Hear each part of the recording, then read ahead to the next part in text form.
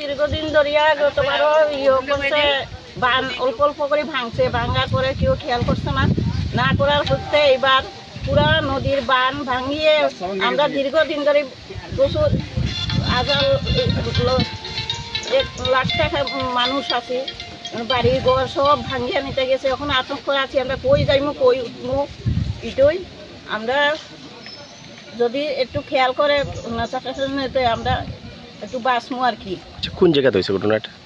দেও নদী, কুমারঘাট, শিবতলি দেও নদী, ইয়ংস্টার ক্লাবের লগে 4 নম্বর ওয়ার্ডের। যে এলাকাতে পাটা ভাঙছে এটা কি রাস্তা? রাস্তা, মেইন রাস্তা।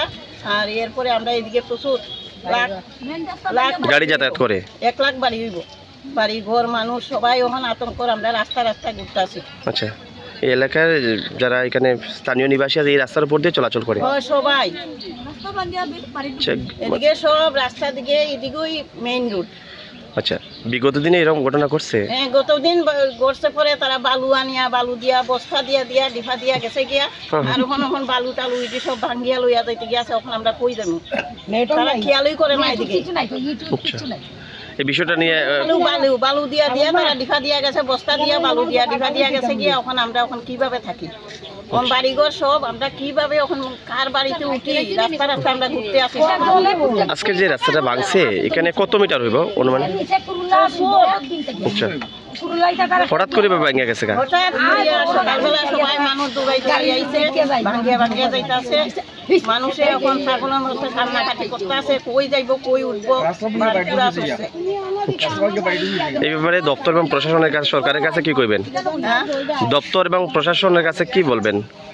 ওই তো আমরা স্থান চাই, আমরা বানুই তো, আমরা কিভাবে থাকবো, বাড়িঘর কিভাবে আমরা থাকবো। আমরা প্রচুর পুরানা বাসিন্দা, আমরা কিভাবে আমরা কারেন্টের খুঁটি ঘর ধর্মময় ভাঙিয়া যাইতে গেছে, আমরা কিভাবে থাকবো।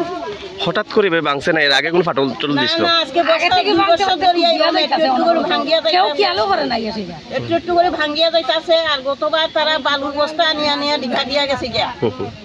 আমরা গেছি পরে সবাই বালু দিয়া আপনারা এখানে যারা সাক্ষী হয়েছেন পুরো মানে এখানে এলাকার বাসিন্দা?